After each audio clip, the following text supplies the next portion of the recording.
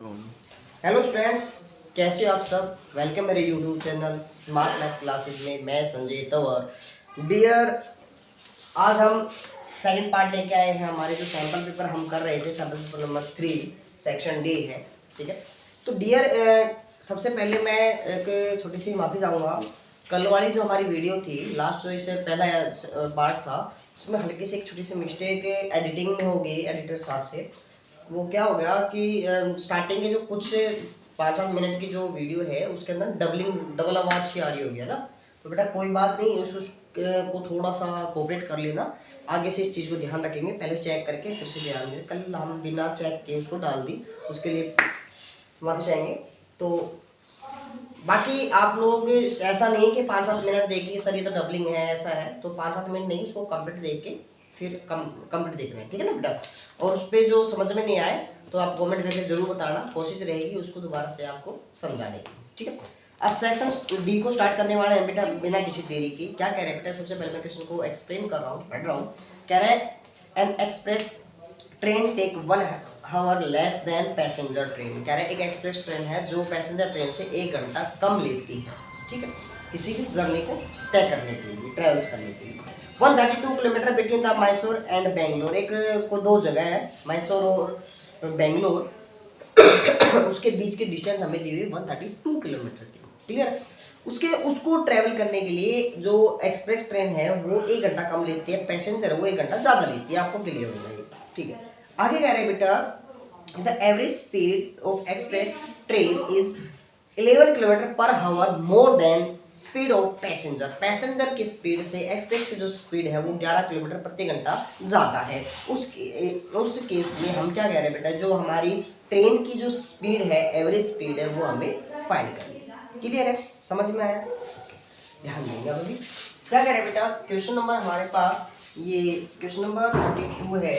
तो आप सभी को पता है, सबसे पहले मैं हमें जो डिस्टेंस दी हुई है मैं उसको लिख लेता हूँ। लीजिए, डिस्टेंस दे दी 132 किलोमीटर, ओके। लेट मैं अज्यूम करके चल रहा हूँ speed of passenger train, speed of passenger train,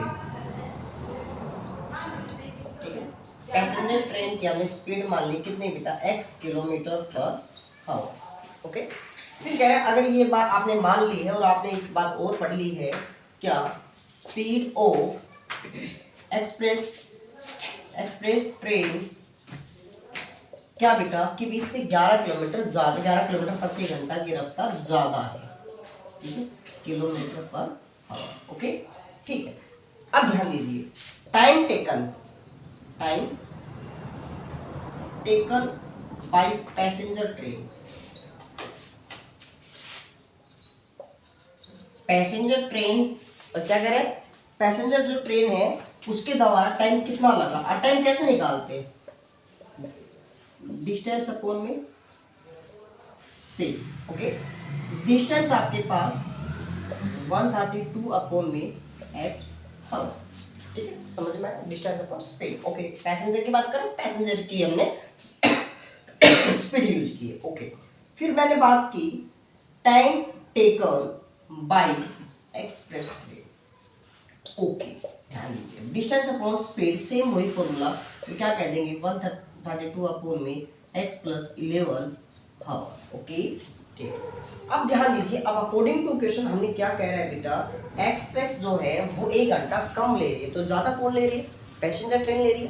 तो ज्यादा पैसेंजर ट्रेन ले रही है, मतलब मैं ये कह सकता हूँ कि जो पैसेंजर ने जो हमारे पास टाइम है पैसेंजर द्वारा, ये टाइम इस टाइम से ज्यादा है। तो इसका जो डिफरेंस है, डिफरेंस कैसे निकालते हैं, बड़ी टर्म में से छोटी टर्म को माइनस कर देने से, ओके।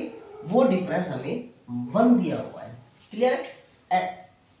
एलसीएम ले लेता हूँ, एलसीएम हमने बता रखा है, यदि उन दोनों की प्रोडक्ट है तो आप इसके प्रोडक्ट करोगे, क्या हो जाएगा 132x, इसके साथ में करोगे तो क्या हो जाएगा, प्लस में 11 दूनी 22, तो 33 और 2 35, 3 11 और 3 14, माइनस 132x बराबर 1, ओके।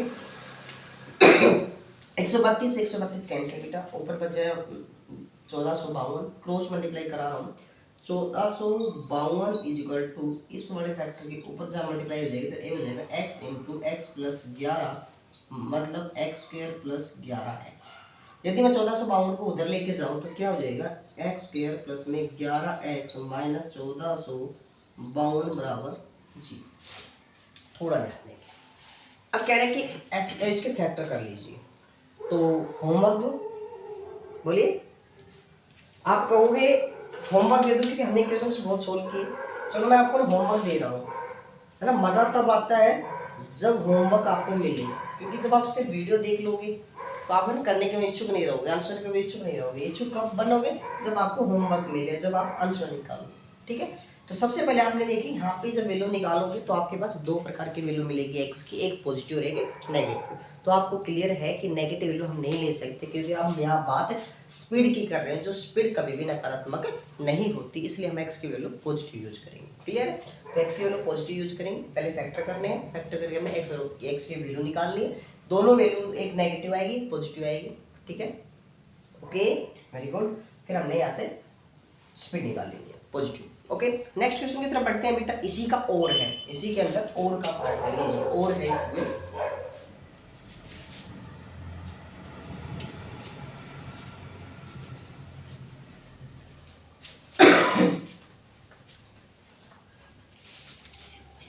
देखिए इसी का और है, और क्या बोल रहे हैं बेटा और में, ध्यान दीजिए। Eighty minute past 2 PM, मतलब टी मिनट बीत चुके हैं, टी मिनट बीत चुके हैं। The time needed by the minute hand of clock to show 3 PM was.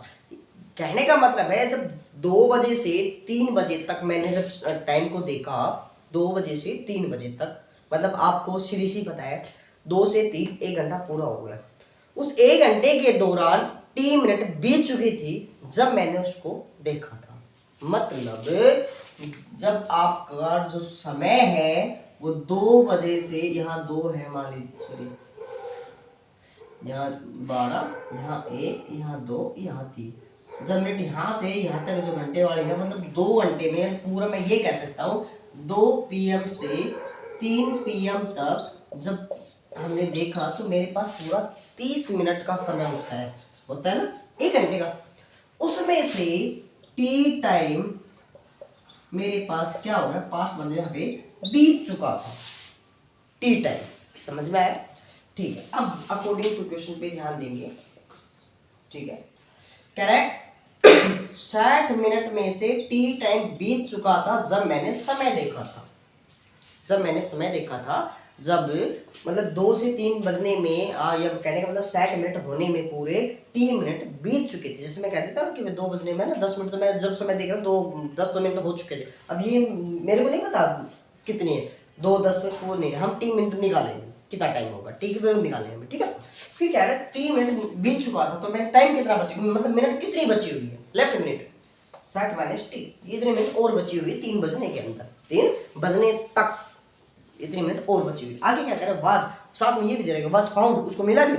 To be 3 minute less than, 3 minute कम है किससे, टी स्क्वायर बाई 4 मिनट। मतलब यही वैल्यू किसके बराबर आ गई, टी स्क्वायर बाई 4 से 3 मिनट कम।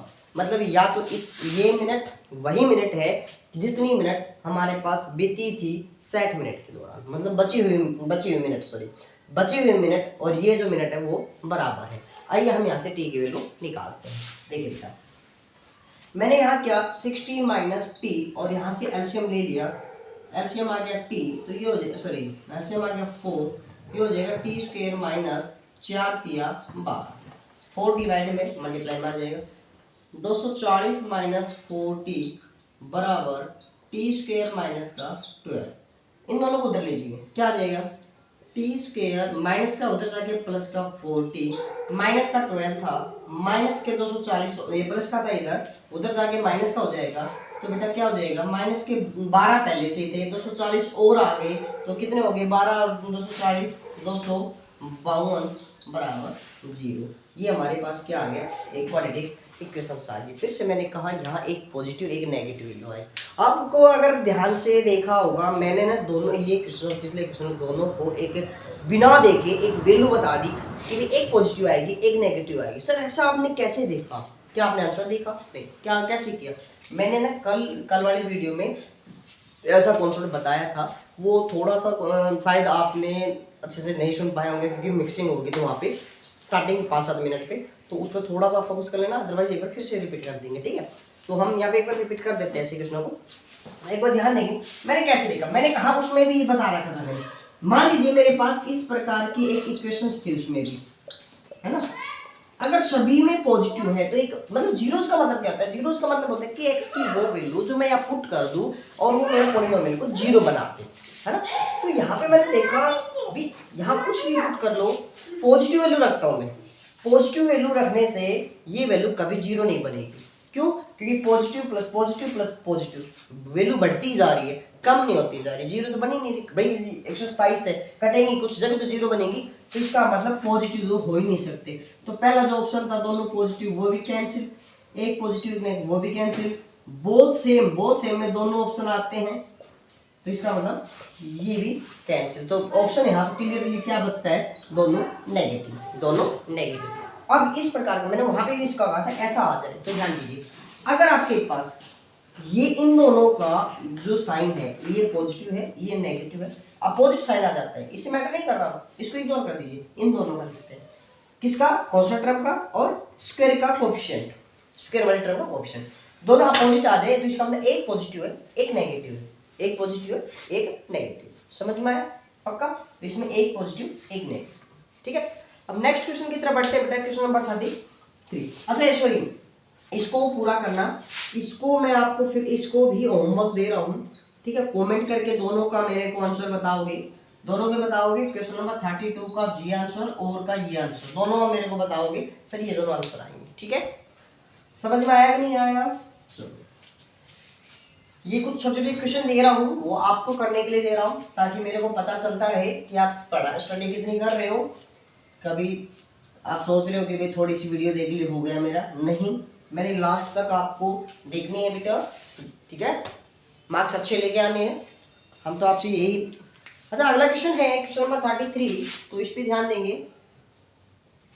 क्वेश्चन नंबर 33 है, उसमें क्या कह रहा है, प्रूव दैट, थोड़ा ध्यान से सुनिए, prove that if a line dividing any two sides in a same ratio, याद कीजिए क्या है, then the line must be parallel to third side. मतलब एक ट्रायंगल है जो एक लाइन इसको डिवाइड कर रही है, मैंने इसको डी मान लिया, मैंने ना कल भी बताया था, ऐसे क्वेश्चन आते ही माइंड में क्या जाती है, बीपीटी आ जाती है। इसने क्या कह रहा है, रेशो सेम है, मतलब AD अपॉन BD और AE अपॉन EC ये आपके पास गिवन है। TP टू प्रूव क्या करना है, DE पैरेलल BC, ये आपने प्रूव करना है। तो ये क्या है बता सकता है कोई? Converse of A BPT, converse of A BPT, very good. तो हम प्रूफ पढ़ते हैं बेटा यहाँ पे, देखिए सबसे पहले हम मान लेते हैं कि एक पॉइंट लेते हैं, ये पॉइंट ले लिया मैंने, इस पॉइंट को नाम देंगे मैंने ई डैश, ओके। मैंने कहा let E dash is a point on AC such that, इस प्रकार से क्या, DE डैश पैरेलल BC। एक सेकंड के लिए मैं डी को भूल गया, एक सेकंड इग्नोर कर दिया। अच्छा मैंने ऐसे मिला तो मैंने ना एक बात और की, क्या कि भाई अगर ऐसा है तो बाई बीपीटी, तो बीपीटी तो हमने क्या कहा, AD upon DB is equal to AE dash upon E dash C, equation number 2, क्योंकि हमने एक पहले मान, फिर मैंने ध्यान से देखा दोनों इक्वेशंस के लेफ्ट साइड इक्वल है, फ्रॉम फर्स्ट एंड सेकंड, तो क्या आ गया, ए ई अपॉन में E C is equal to A E dash upon में ई डैश सी। ओके, फिर मैंने क्या किया, मैंने यहाँ थोड़ा सा काम और कर दिया, एडिंग +1 ऑन बोथ साइड, दोनों तरफ 1 ऐड करते हैं। लीजिए मैं यहीं पे लिख के दिखा दूँ, आपने यहाँ पे लिख के दिखाना है, अब मैं यहीं पे लिख के दिखा देता हूँ। ठीक है, दोनों तरफ 1 ऐड करते हैं। अच्छा, एलसीएम ले लिया, यहाँ आ जाएगा ई सी, तो क्या बन गया बेटा, ये ई सी प्लस में ए ई इक्वल टू नीचे बन गया ई डैश सी और ए ई डैश प्लस में ई डैश सी। अब थोड़ा सा ध्यान से देखेंगे, ई सी प्लस ए ई सी प्लस ए ई पूरी बनेगी क्या, ए सी। ओके, ए सी अपॉन में ई सी, फिर ए ई डैश प्लस ए डैश सी, ये भी क्या बन गया, ए सी अपॉन ई डैश सी, इससे कैंसिल, क्रॉस मल्टीप्लाई। ठीक है, ध्यान देंगे, ये आ गया ए डैश सी इक्वल टू ए सी। अब मैंने देखा कि एक सी पॉइंट से एक ही लाइन पे यहां से ये डिस्टेंस और यहां से ये डिस्टेंस बराबर है। भाई ऐसा कभी नहीं हो सकता, इस लाइन से एक ही लाइन पे यहां से ये डिस्टेंस वही, ये भी वही। अगर वही सेम डिस्टेंस होती तो इसका मतलब ये दोनों, ये गैप, इसका मतलब यहाँ पे गैप क्लियर दिखाई दे रहा है, तो ये तो बराबर होने ही नहीं है। तो होगी, अगर हुई तो एक ही केस में होगी, कब, इट इज, यहाँ लिख देंगे, इट इज पॉसिबल इफ, कब बेटा, जब ई dash and E R coincident line point, sorry, मतलब दोनों पॉइंट एक ही हो। अब दोनों पॉइंट मैंने कहा ये दोनों पॉइंट ही एक है, ठीक है, ई डैश को आप ई ही बता रहे हो, तो मैंने ये मान के चला था, तो मैं डी ई डैश की डैश को हटा के, मैंने कहा ई डैश को हटा के ई लगा दिया और बी सी, तो यही हमें क्या करना था, प्रूव करना था। तो हैंड से प्रूव, ये हमारी थी बीपीटी कन्वर्ज ऑफ बीपीटी। ठीक है, समझ में आया सभी के? ओके, ये इसका फर्स्ट पार्ट था, ये फर्स्ट पार्ट था। ठीक है, कंप्लीट नहीं हुआ है, सेकंड पार्ट और है, इसको मैं रब कर रहा हूँ। ठीक है, देखिए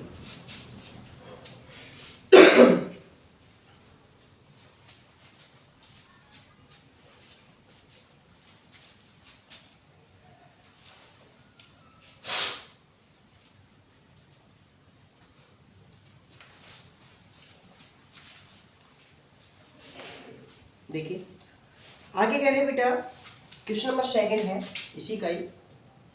आपको एक डायग्राम दिया हुआ है, उस डायग्राम को मैं यहाँ नोट कर देता हूँ एक बार।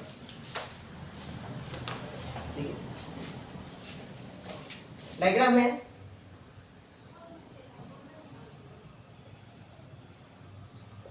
ए सॉरी पी क्यू आर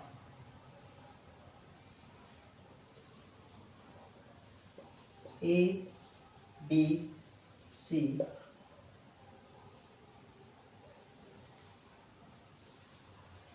ठीक है, ये डायग्राम दिया हुआ है आपकी बुक में, एनसीईआरटी का भी क्वेश्चन है, एनसीईआरटी का भी क्वेश्चन है।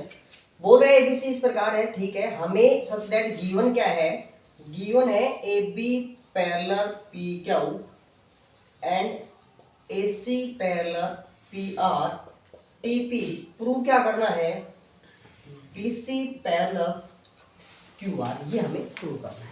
ओके, ठीक है, ध्यान देंगे, मैं एक एक पॉइंट को पकड़ के चलता हूँ। जब भी मैंने ऐसा कुछ दिखता है तो मैंने कहा A B parallel P Q, ध्यान दीजिए, ए बी पी क्यू कहाँ है, ए बी ये रहा, पी क्यू ये रहा।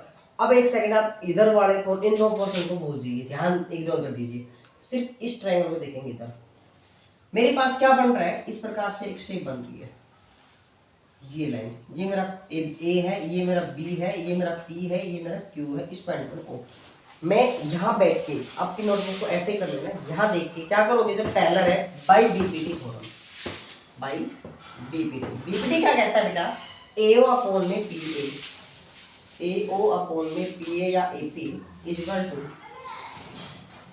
बीओ अपॉन में B B Q, equation number 1। Clear, समझ में आया? आगे आगे देखते हैं, आगे कह रहे हैं AC parallel PR, AC parallel PR, इधर वाला PROAC सेम। अब यहाँ बैठ के नोटबुक का ऐसे करेगा, यहाँ बैठ के क्या देखा, फिर से बाई बीपीटी, बीपीटी ने क्या कहा कि भाई इनका रेशो, तो आप क्या कहोगे, OC अपॉन में CR is equal to OA upon में AP, इक्वेशन नंबर 2। ठीक है, ओके। मैंने ध्यान से देखा, AO OA एक ही बात है, AP AP मतलब इसकी और इसकी एक साइड इक्वल है, तो मैं यहां से कह सकता हूं फ्रॉम फर्स्ट एंड सेकंड।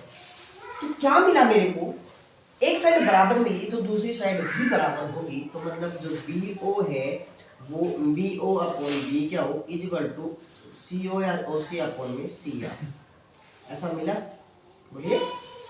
ठीक है, अच्छा फिर मैंने ध्यान दिया भाई ये कहाँ मिला, इस ट्रायंगल में, निचले वाले में देखेंगे ऐसे, ये जो ट्रायंगल है, ये O है, ये B है, ये C है, ये Q है, ये R है। BO upon BQ, OC upon CR, ऐसा किसने कहा था, ऐसा बाई कन्वर्स ऑफ बीपीटी। तो बीपीटी की जो कन्वर्स थी ऐसा मिलता था रेशो, अभी जस्ट किया हमने जो थ्योरम, उसमें क्या बताया था कि जो BC है वो QR के पैरेलल होती है, और यही हमें प्रूव करना था, हेंस क्लियर है, समझ में आया सभी को। नेक्स्ट क्वेश्चन की बात करते हैं, ध्यान दीजिए।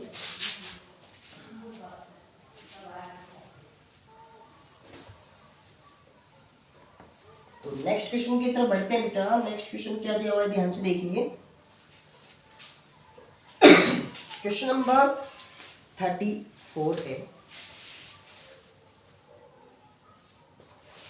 34 बोल रहे हैं फ्रॉम ए सॉलिड, ध्यान सुनेंगे, from A solid cube of side 7 centimetre, एक क्यूब है, लीजिए क्यूब है, ये क्यूब है जो सॉलिड है बिल्कुल ठोस, साइड दे दी इसकी, लेंथ दे दी इसकी 7 सेंटीमीटर। ठीक है, अब कह रहा है कि एक conical capacity of height 7 centimetre and radius 3 centimetre, यहां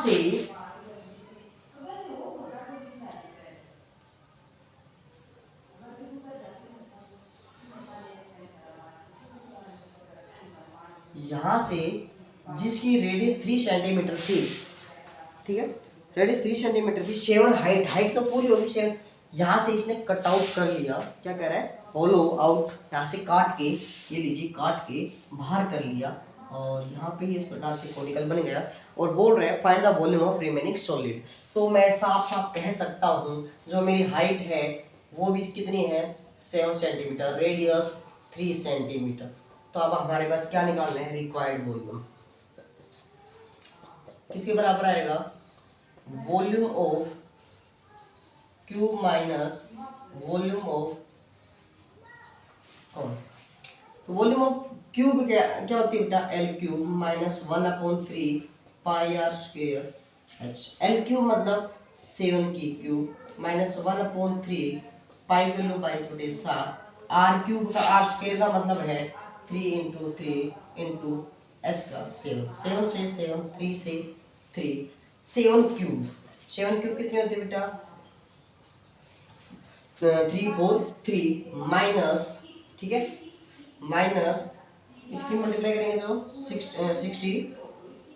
66 माइनस करोगे तो बेटा 13 में से 6 गए 7, यहाँ बच गया बेटा 1, 31 में 6 गए 25, यानी कि 257 सेंटीमीटर क्यूब, 257 सेंटीमीटर क्यूब। समझ में आए सभी के, पक्का, वेरी गुड।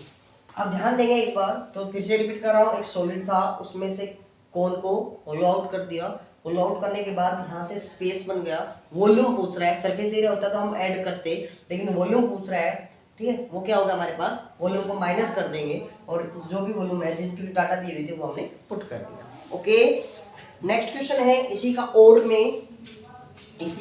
है बेटा। तो और में क्या दिया हुआ है, ध्यान से देखिए,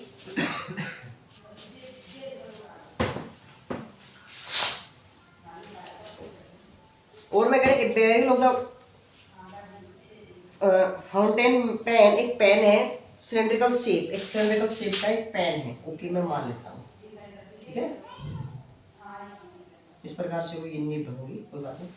तो क्या कह रहा है बेटा, हाइट दी हुई इसकी, हाइट दी हुई इसकी 7 सेंटीमीटर। कितनी है बेटा, 7 सेंटीमीटर। जो रेडियस है, और रेडियस डायमीटर दी हुई, सॉरी इसमें डायमीटर दी हुई है 5 mm। तो रेडियस आपके पास क्या हो जाएगी, अच्छा 5/2 mm। आप लोगों को पता है क्या, 1 सेंटीमीटर में 10 mm होते हैं, 1 सेंटीमीटर में 10 mm होते हैं, ठीक है मिलीमीटर। अब इसको चेंज कर देंगे तो क्या हो जाएगा, 5/2 अपॉन में कर दूंगा तो बेटा 1/10, दैट मींस 1/2। तो रेडियस होगी 1/4 सेंटीमीटर, 1/4 सेंटीमीटर। क्लियर। आगे कह रहे हैं, if fill barrel of ink pen use, पूरा भरा हुआ जो पेन है वो यूज आप राइटिंग लिखने के काम आता है। और कहता है बेटा 3300 वर्ड ऑन एवरेज, मतलब लगभग एक भरा हुआ पेन पूरे 3300 वर्ड लिख देता है। कितना लिख देता है, 3300 वर्ड्स लिख देता है, ठीक है, वर्ड्स लिख देता है, ठीक। हाउ मैनी वर्ड्स, आप कितने वर्ड्स लिख सकते हो इन ए बोतल ऑफ इंक, इंक की बोतल है, एक इंक है, ये बोतल है आपके पास, ये 1 लीटर की है। कितने की है, 1 लीटर की है, ठीक है। और कंटेनिंग, जिसके अंदर, अच्छा कितना भी, sorry containing 1/5 of A litre, इसके अंदर 1/5 ऑफ ए लीटर लीजिए, मतलब 1 लीटर का 1/5। तो मैं ये कह सकता हूं, ध्यान से सुनिए, 1 लीटर का 1/5, 5वां हिस्सा उसके पास इंक है, अवेलेबल है। तो मैं लीटर में निकाल देता हूं, फिर हम टोटल वर्ड निकाल देंगे। क्लियर, ध्यान दीजिए। सबसे पहले वॉल्यूम ऑफ पेन, पेन का वॉल्यूम क्या होगा, तो सिलेंड्रिकल है, πr² h, पाई की वैल्यू 22/7, आर की वैल्यू 1/4, 1/4, ओके। एच कितना है, 7 से 7 कैंसिल, 2 से 11। तो वॉल्यूम कितना आ गया बेटा, 11/8 सेंटीमीटर क्यूब। अच्छा एक सेकंड और बात करते हैं, क्या 1 लीटर के अंदर 1000 सेंटीमीटर क्यूब होते हैं, तो 1 सेंटीमीटर में क्यूब कितने हो गए, इधर ले आओ, डिवाइड में आ जाएगा 1/1000 लीटर। अब मेरे को चाहिए इतने, तो इतने से मल्टीप्लाई कर दी, सेंटीमीटर क्यूब में कितने हो जाएंगे, 1/1000, 11/8, तो क्या हो जाएगी 11/8000 लीटर। ये कितना आ जाएगा, 11/8 सेंटीमीटर क्यूब में होते हैं, ठीक है। ये आ गया, ओके, बात समझ में आया। ये अब क्या कहना चाह रहा है, ध्यान से सुनेंगे, इसको यहाँ लिखता हूँ। इतने में मतलब 11/8000 लीटर में 3300 वर्ड लिखे जाते हैं। कितने वर्ड लिखे जाते हैं, 3300 वर्ड लिखे जाते हैं। अब क्या है, कितने वर्ड लिखे, तो मैं मान लेता हूँ 1 लीटर की मान निकालता हूँ मैं पहले, 1 लीटर में कितने होंगे, तो जो डिवाइड में चला जाएगा, दैट मीन्स मैं ये कह सकता हूँ 3300, ठीक है। उधर लेके जाएंगे तो बेटा 8000 ऊपर बटे में 11 से काट दिया, कितना 300, 1 लीटर में 8 दिया 24, 2 ये 3 ये 5, तो 2,40,000 वर्ड लिख सकते हैं। लेकिन आपसे पूछा गया है लीटर का 1/5, तो इसका 1/5 करेंगे तो बेटा, तो आपके पास 1/5 करेंगे तो क्या हो जाएगा 2,40,000 का, तो 5 से काट दो बेटा, ध्यान से देखेंगे, 5 और 20, 5 8 40, तो 2 2 4, 1 2 3 4, मतलब 48,000, सॉरी 4 लाख, सॉरी ज़्यादा हो गए थे बेटा, सॉरी एक बार,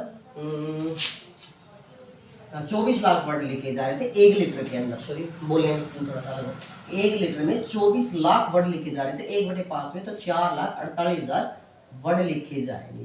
बोले बात समझ में आई है, ठीक है, तो देख लेते हैं। तो ये हमारे पास सही है, ठीक है।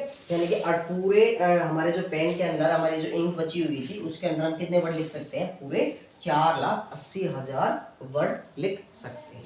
क्लियर है, समझ में आया? एक बार फिर से रिपीट कर रहा हूँ क्वेश्चन को, थोड़ा सा ध्यान देंगे।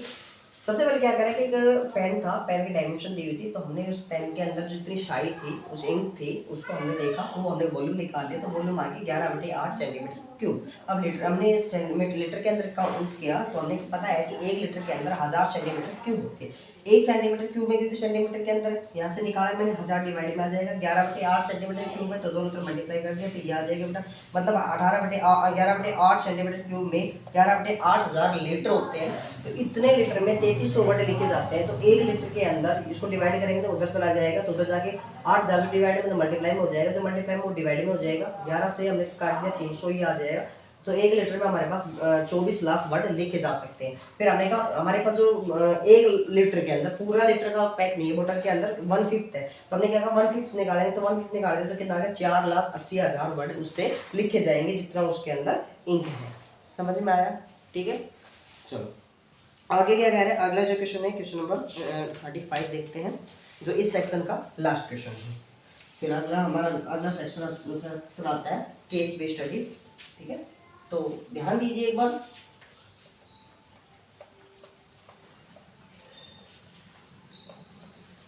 अगला क्वेश्चन है क्वेश्चन नंबर 35। क्वेश्चन नंबर 35 कह रहा है एक मीडियन है डाटा का, ये सेम बिल्कुल एनसीईआरटी का, बिल्कुल एनसीईआरटी का है। क्लास इंटरवल दी हुई है, मीडियन दिया हुआ है, मीडियन ऑफ डाटा दिया हुआ है 28.5, और क्लास इंटरवल दी हुई है 0 से 10, 10 से 20, 20 से 30, 30 से 40, 40 से 50, 50 से 60।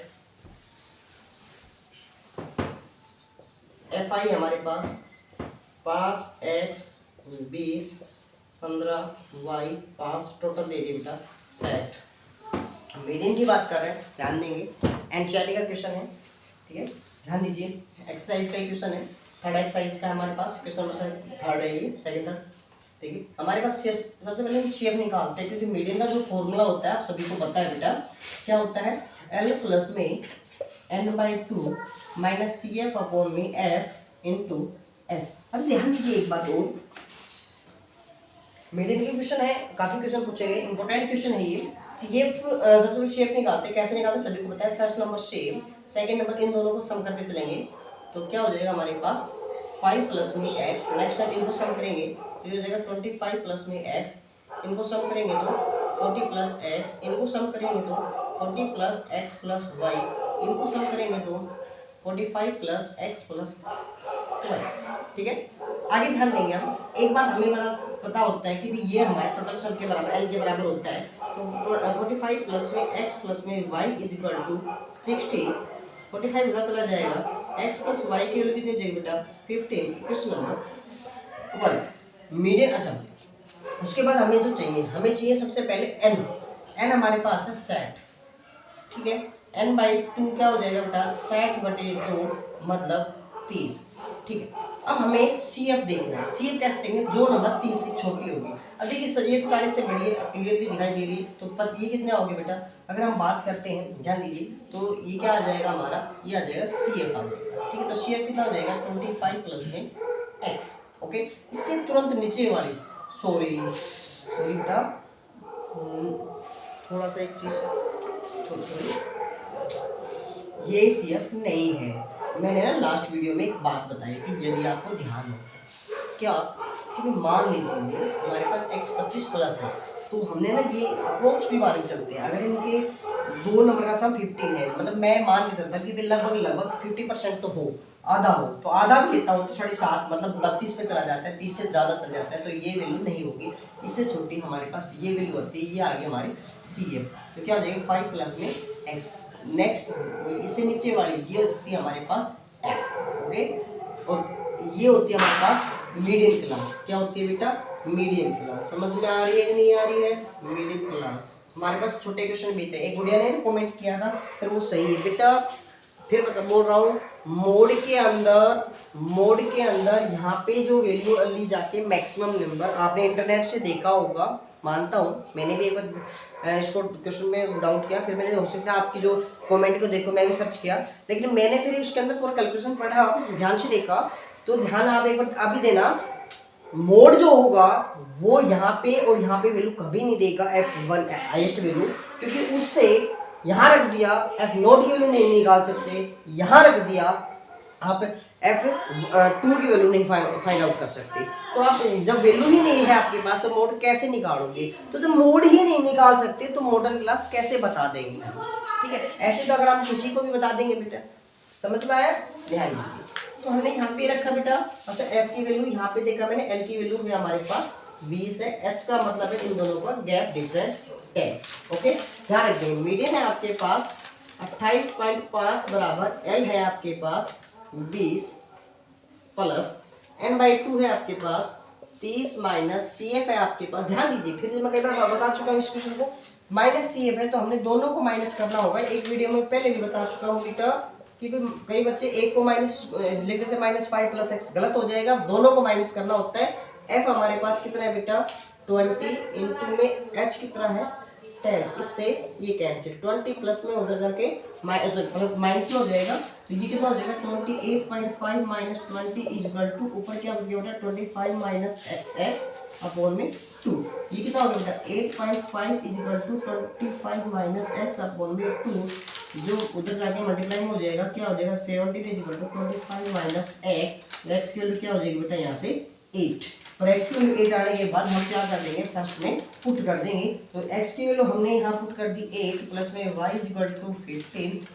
उधर गया तो y की वैल्यू कितनी आ जाएगी आपके पास 7, ठीक है, आई बात समझ में, कर लोगे, वेरी गुड। तो ये सेक्शन डी था हमारा, तो अब हमारे पास सेक्शन ई आता है, जो सेक्शन ई है हमारे पास केस बेस्ड स्टडी है, ध्यान देंगे अच्छे से,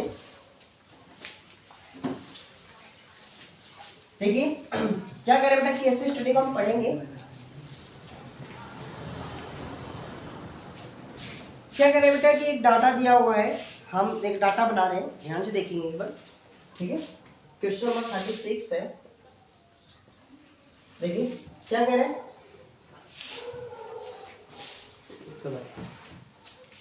ठीक है, देखिए ये पॉइंट हमें बी दिया हुआ है, यहाँ पॉइंट कोई ए दिया हुआ है, यहाँ पॉइंट सी दिया हुआ है, यहाँ पॉइंट ये ओ दिया हुआ है, और इस प्रकार से एक ट्रायंगल ये स्क्वायर बनाया हुआ है। ऐसा क्वेश्चन मैं कर चुका हूँ, बिल्कुल डिटो क्वेश्चन, मैं बिल्कुल डिटो क्वेश्चन कर चुका हूँ। अगर आपने सारी वीडियो को देखा है तो प्लीज कमेंट करके मेरे को बताओगे ये क्वेश्चन हमने कब सोल्व किया, ठीक है। देखिए और साथ में बोल रहा है पी के कोड ओ को ओरिजिन मानते हुए पी के कोऑर्डिनेट है -200, c और आर के क्यू के कोऑर्डिनेट है 200, 0, ठीक है, ओके।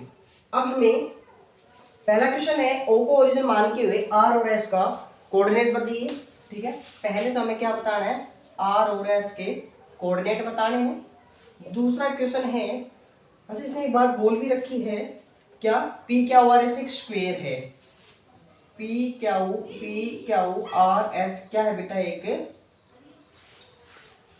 स्क्वायर है, और साथ में हमें क्या बोल रहे हैं बेटा, दूसरा क्वेश्चन पूछा है एरिया ऑफ पी क्या आर एस, ठीक है।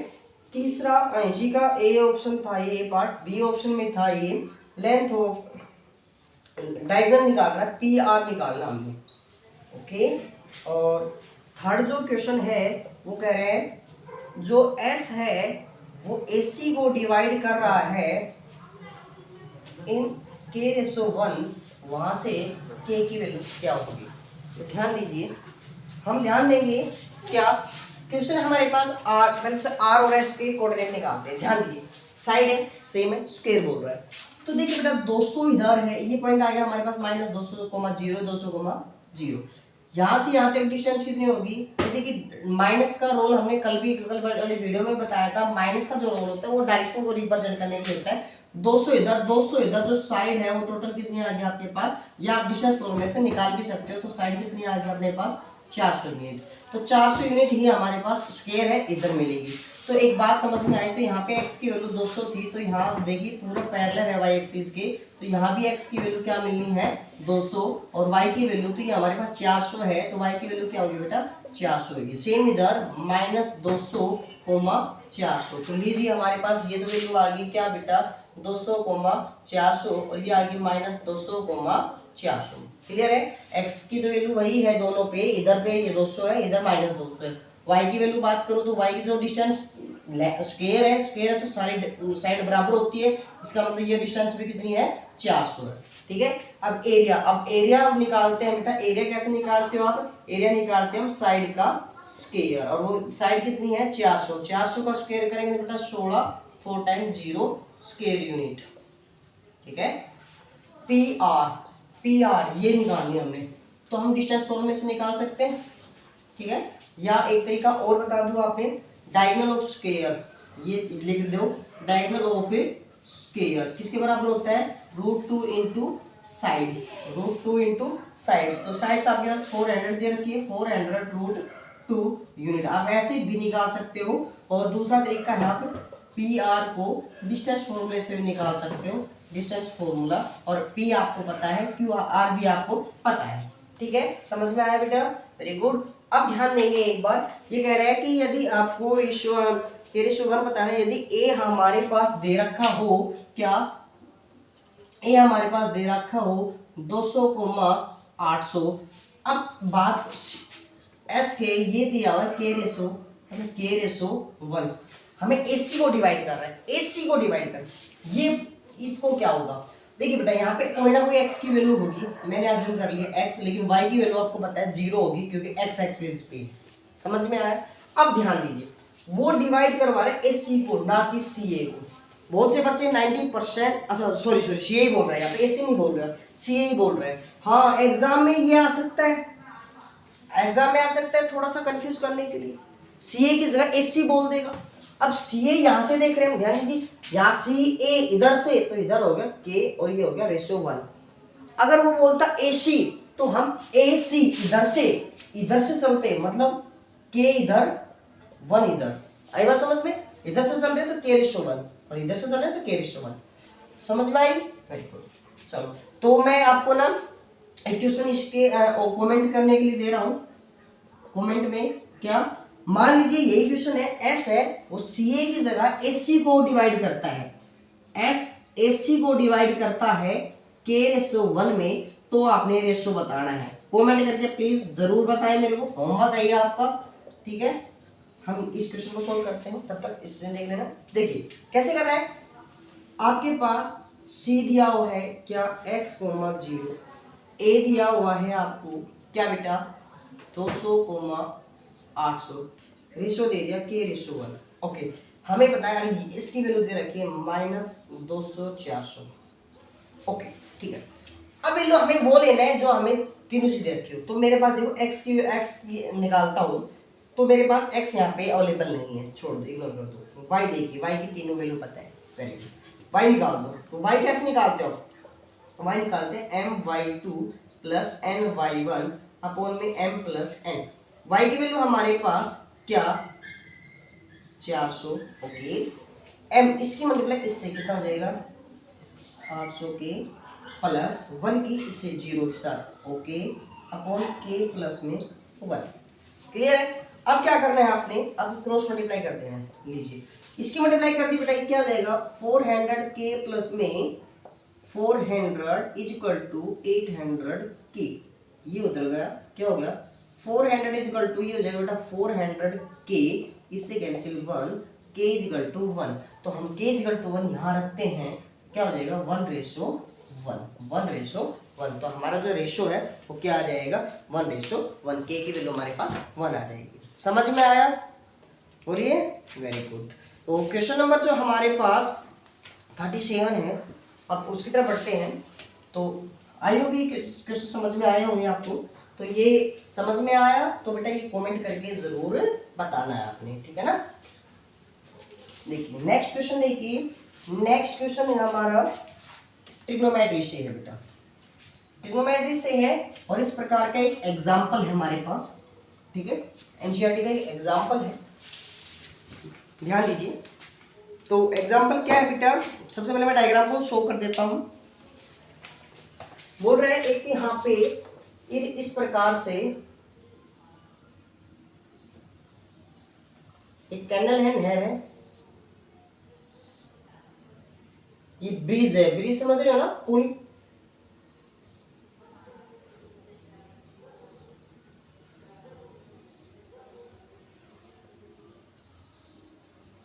और यहां से बोल रहे हैं इस पॉइंट से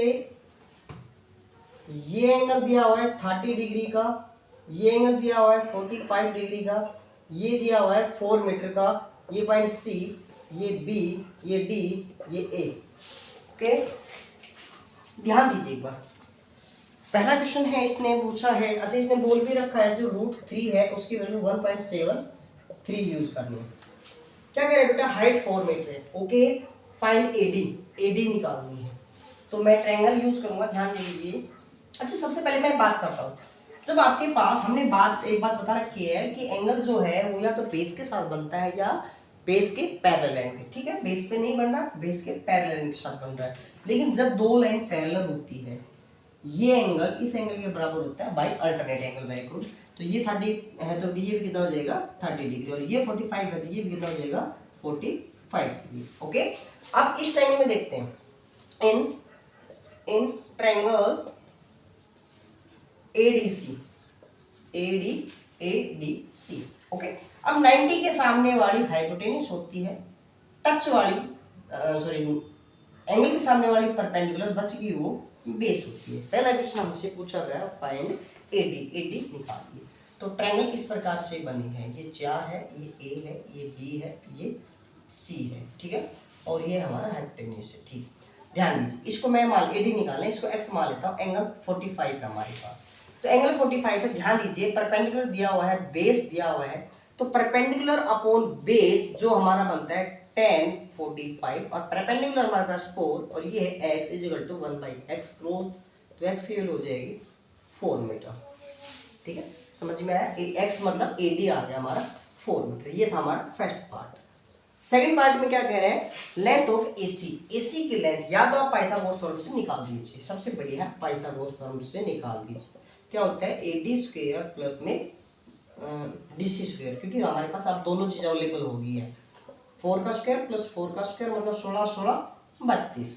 AC जब निकालोगे तो √32 को आपको पता है बेटा, आप 16 × 2 लिख सकते हो, 4√2 मीटर।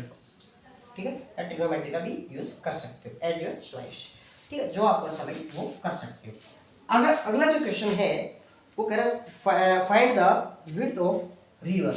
इस रिवर की विड्थ, नहर जो रिवर सॉरी नदी है, मैं नहर बोल के सॉरी, रिवर है उसकी चौड़ाई बतानी है। ओके, मैंने पहले BDO निकालू, क्यों, क्योंकि मेरे पास जो विड्थ है वो क्या है बेटा, वो AB है, और वो किसके बराबर है BD प्लस DA, मतलब AB, और AD हमने निकाल चुके हैं, BD निकाल लेते हैं और हम ऐड कर देंगे। ओके, BD इस ट्रायंगल में लेंगे बेटा, इन ट्रायंगल BDC, इस ट्रायंगल के अंदर ले लिया। ओके, तो हमने कहा बेटा क्या, P/B, मतलब 90 के सामने वाले हमारे पास ये हाइपोटेनियस, एंगल के सामने परपेंडिकुलर, टच वाला बेस, तो P मतलब AD इस प्रकार से बनेगा आपका। यहाँ पे ध्यान दीजिए एक बार, ये B, ये D, ये C, ये हमारा 4 मीटर। तो ये हमारा बेस, ये परपेंडिकुलर, ये हाइपोटेनियस। ओके, ये एंगल हमारा 30 दिया हुआ है। देखिए बेटा, P/B 10 क्या बन गया बेटा 30 डिग्री। P कितना है हमारे पास, P तो हमारे पास 4 है। बेस क्या है, बेस हमारे पास नहीं पता, मैं इसको चलो y अज्यूम कर लेता हूँ।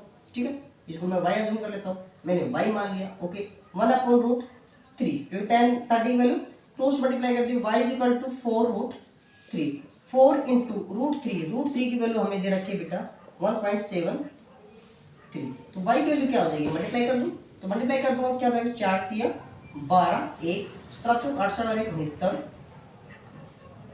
ठीक है, मतलब 6.92 मीटर। तो अब मैं पूरी AB निकालना चाहूंगा, तो AB कैसे निकाल दूंगा, कंप्लीट मींस 6.92 प्लस AD, हमारे पास AD कितना आया था 4 यहाँ कर देंगे तो कितना हो जाएगा बेटा, ये 10.92 मीटर। क्लियर है, बोले समझ में आया कि नहीं आया।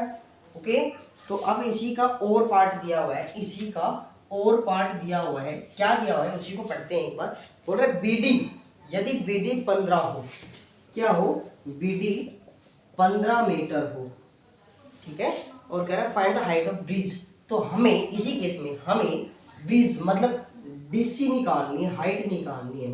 तो ठीक है, मैंने कहा ये ट्रायंगल लीजिए, मैं यहाँ ट्रायंगल बना देता हूँ, ये ट्रायंगल लीजिए, ये 15 है, इसको मैंने h मान लिया, एंगल मेरा 30 ही है। तो क्या बन गया बेटा, परपेंडिकुलर अपॉन में परपेंडिकुलर अपॉन बेस मतलब h अपॉन में 15 बराबर क्या बन गया बेटा, 10 और 30, 10 30 की वैल्यू 1/√3। ओके, क्रॉस मल्टीप्लाई कर दिया, मैं यही कह सकता हूँ h की वैल्यू निकालना चाहूंगा तो 15 डिवाइड में उधर जाके मल्टीप्लाई में हो जाएगा, तो क्या हो जाएगा 15/√3, या तो इतना भी छोड़ सकते हो। इसको आगे निकालना चाहो तो मैं यहाँ सोल्व करके दिखा रहा हूँ, तो ध्यान देंगे h = 15/√3, क्या क्या बेटा मैंने √3 से मल्टीप्लाई √3 से डिवाइड, तो क्या हो जाएगा 15√3/√3, इससे कैंसिल बेटा 5, h = 5√3, और 5 × √3 की वैल्यू आप लोगों को गिवन है बेटा, तो मल्टीप्लाई करोगे तो कितना हो जाएगा, 5 × 15, ठीक है, 1 17 5 85 और 86, तो यह कितना हो जाएगा, ये हो जाएगा हमारे पास 8.65 मीटर हाइट हो जाएगी। ठीक है, समझ में आया सभी के। तो ये था क्वेश्चन नंबर हमारे पास 37। ठीक है, आप रूट के अंदर भी निकाल सकते हो, उतना भी छोड़ सकते हो, और बाकी इसने रूट इसकी वैल्यू दे रखी है, आंसर में इसमें रूट में नहीं, पॉइंटों में नहीं दे रखा, लेकिन हमारे पास पॉइंटों में इसकी वैल्यू दे रखी थी तो हम निकाल सके थे। ओके, समझ में आया बेटा, वेरी गुड। तो क्वेश्चन नंबर आज की से सैम्पल पेपर का लास्ट क्वेश्चन है, तो क्वेश्चन नंबर 38 है, केस बेस्ड स्टडी है, उसको भी पढ़ते हैं। तो अगला जो क्वेश्चन है वो यहाँ सेकंड चैप्टर से उठाया गया है। ठीक है, तो थोड़ा सा फोकस करेंगे। अच्छा क्वेश्चन है बेटा, बाउंड भी नहीं होना आपको, कभी सोचो सिर्फ चैप्टर 5 7 9 से ही आपके केस बेस्ड स्टडी आएंगे, बाउंड भी नहीं होना, हमें हर किसी की मेहनत करनी है, प्रैक्टिस करनी है, बस 99% वहीं से आना है, लेकिन हो सकता है 1-2 परसेंट चेंज हो जाए, तो हमें घबराना नहीं है। ठीक है ना, एक है, एक आसन है, आपने डायग्राम में दिखाया हुआ है, जो दोनों हाथों को इस प्रकार से या फिर पीछे, ठीक है, ग्राउंड को टच करते हैं, इस प्रकार से एक आसन किया गया है। सबसे पहले कह रहा है ये इस प्रकार से किया गया है, मैं क्वेश्चन नंबर 38 है, ठीक है बेटा, इस प्रकार से किया गया है कि भी आगे बॉडी को मूवमेंट झुकाना, पीछे झुकाना, मतलब इस प्रकार से आपसे कुछ शेप सी बन रही है। तो आप सबसे पहले कह रहे हैं कि शेप जो बन रही है, जो पोज बन रहा है पोज हमारा, वो किस शेप का है। तो आप सभी को बताइए कैसी शेप का है बेटा, ये हमारा पैराबोला शेप है। कैसा शेप है ये, पैराबोला शेप है। पैराबोला शेप में क्या बनती है बेटा, क्वाड्रेटिक पॉलिनोमियल कह दो या क्वाड्रेटिक इक्वेशंस कह देते हैं। ठीक है, क्वाड्रेटिक इक्वेशंस बनती है। ठीक है, नेक्स्ट एक ग्राफ दिया हुआ है, ग्राफ दिया हुआ है इस प्रकार से लीजिए,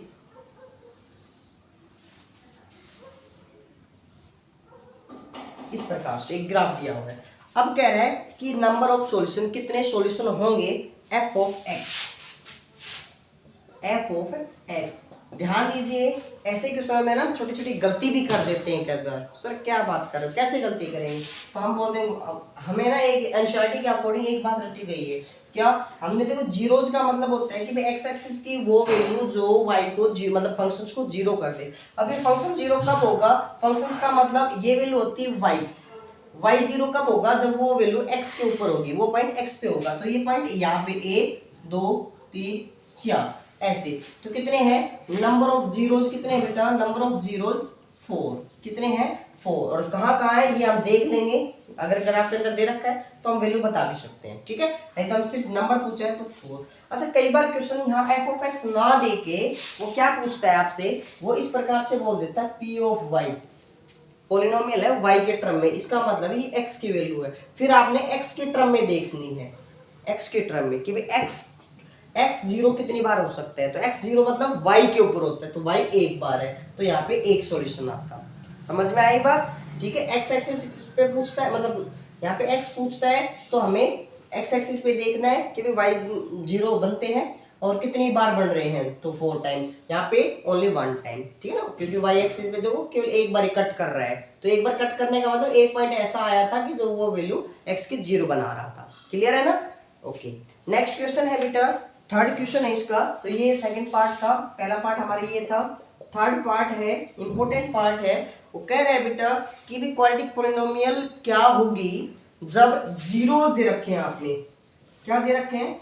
जीरोज। क्या हो जाएंगे बेटा? 5, -8। ये दो आपको जीरो दे रखे। तो आपको पता है सबसे पहले आपको फॉर्मूला क्या होता है, k into x square minus sum of zeros into x plus product of zeros. ठीक है, देखिए तो सम ऑफ जीरोज निकालते हैं। जड़ का मतलब जीरोज है बेटा यहाँ पे। ठीक है, तो हम सबसे पहले क्या निकालते हैं यहाँ पे, सम ऑफ जीरोज, क्योंकि हमारे पास दे नहीं रखे, हमारे पास जीरोज दे रखे हैं। तो सम कीजिए 5 + -8 मतलब 5 - 8 = -3। और प्रोडक्ट ऑफ जीरोज क्या हो जाएंगे? Product of zeros 5 × -8 means -40। Value यहाँ पुट कर दीजिए बेटा, क्या बन जाएगा? k × x² minus sum of zeros आपके पास क्या है बेटा? -3 × x plus product of zeros क्या है बेटा आपके पास? -40। तो क्या हो जाएगा बेटा? k × x² minus minus plus 3x minus plus minus minus 40 × k। ठीक है, तो ये क्या बन गया बेटा आपके पास? Quadratic polynomial. और इक्वेशन कहते हैं तो हम इक्वल टू 0 लिख देते हैं। क्लियर है? समझ में आया? Okay, very good. अब इसी का और एक पार्ट और में दिया हुआ है, इस थर्ड पार्ट के और में दिया हुआ है। क्या? ध्यान दीजिए, मैं इसको रफ कर रहा हूँ। रफ इसलिए कर रहा हूँ क्योंकि थोड़ा सा हमें ना सोचने पे मजबूर करता है ये क्वेश्चन। क्या करता है? घबराने की जरूरत नहीं है, एनसीईआरटी का ही क्वेश्चन है, एग्जाम्पल है ये एनसीईआरटी का। और का है, बोल रहा है 4√3 x² माइनस प्लस का 5x माइनस का 2√3। थोड़ा सा ध्यान से देखना, लास्ट है बेटा ये। ठीक है, और हमें क्या करना है, इसके जीरोज निकालना है। कैसे निकालो? आप कहोगे सर इसकी मल्टीप्लाई इसके साथ करो। बिल्कुल सही बात है, लीजिए करो। यहाँ प्लस का यहाँ माइनस का क्या बना? Plus minus minus. Okay, multiply कर रहा हूँ। पहले न्यूमेरिकल नॉर्मल नंबर के कर लो। 4 × 2 = 8। ओके, √3 की √3 के √3 3 इंटू में 3 क्या आ जाएगा? 24। अब ऐसी नंबर सोचिए मल्टीप्लाई। अच्छा, जब भी नेगेटिव आती है आपके पास तो आप समझ लेना एक पॉजिटिव एक नेगेटिव, एक पॉजिटिव एक नेगेटिव। ओके, सब्ट्रैक्ट करने पे ये वैल्यू आएगी। क्या आएगी? सब्ट्रैक्ट करने पे। ओके, क्या करें? ऐसी दो नंबर मल्टीप्लाई ये सब्ट्रैक्ट ये, तो मैं 24 के फैक्टर करना शुरू कर दिया। 1 × 24, 2 × 12, 3 × 8, 4 × 6, 6 × 4, वापिस रिपीट हो 6 × 4, 8 × 3, रिपीट होना शुरू कर दिया, मैंने छोड़ दिया, रिपीट होते ही छोड़ दिया।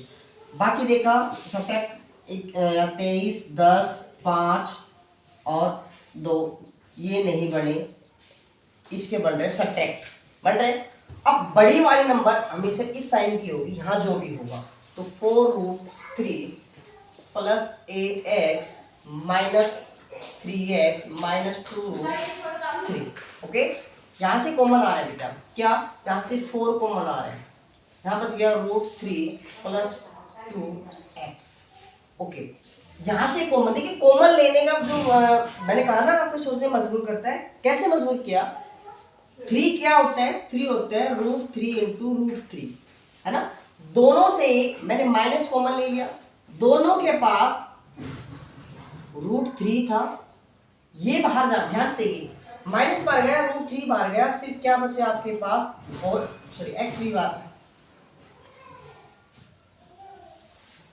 सॉरी बेटा यहाँ ना एक चीज नोट लिखना ध्यान दीजिए, x के है तो यहाँ क्या बच गया? मैं इसको ना माइनस कर देता हूँ, सॉरी कर देता हूँ। तो यहाँ से क्या कॉमन आ रहा है? 4 कॉमन आ रहा है, x कॉमन आ रहा है। यहाँ क्या बच गया? यहाँ बच गया √3x और प्लस का 2 बच गया। और यहाँ से √3 बाहर ले लिया, तो यहाँ बच गया बेटा √3x माइनस बाहर गया, √3 बाहर गया और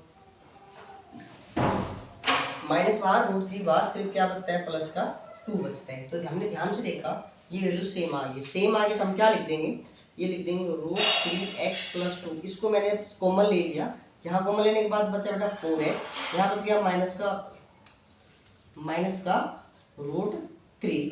अब ध्यान से मैंने क्या कहा 4 zeros, अब मैंने क्या निकालना बेटा 4 जीरो निकालने के लिए 3x में 2 = 0 और 4x - √3 = 0। जब यहाँ से x की वैल्यू निकाली बेटा, ये उधर जाएगा तो माइनस का 2 और ये डिवाइड में चला जाएगा तो क्या हो जाएगा 2/√3, और यहाँ से बेटा x की वैल्यू इसको उधर लेके जाएंगे क्या हो जाएगा प्लस का √3 और डिवाइड में 4, तो ये आ जाएगा हमारे पास x की वैल्यू, कि भाई हमारे पास x की वैल्यू आ जाती है, जीरोज की वैल्यू आ जाती है। समझ में आया?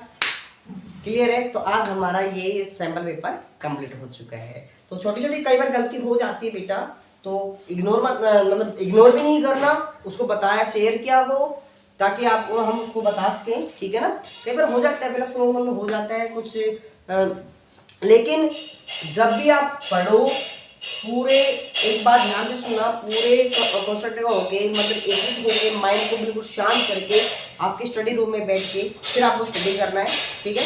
प्रॉब्लम आए तो वही बात है बेटा, कमेंट करके बताया करो, और ये क्वेश्चन दिए हैं कमेंट करके बताया करो। ये आपके पास नंबर है, आपके लिए 100% सॉल्यूशन दिया जाएगा और 24 घंटा अवेलेबल है। आप कहोगे सर कुछ टाइम नहीं होता, तो वो टाइम सिर्फ एक ही टाइम होता है जिस समय हम वीडियो शूट कर रहे होते हैं, तो उस आप व्हाट्सएप डाल दीजिए, आंसर आपको तुरंत मिलेगा, आपको जरूर मिलेगा, ठीक है बेटा। तो आई होप आपको ये वीडियो समझ में आई होगी, अच्छी लगी शेयर लाइक जरूर कीजिए। Thank you.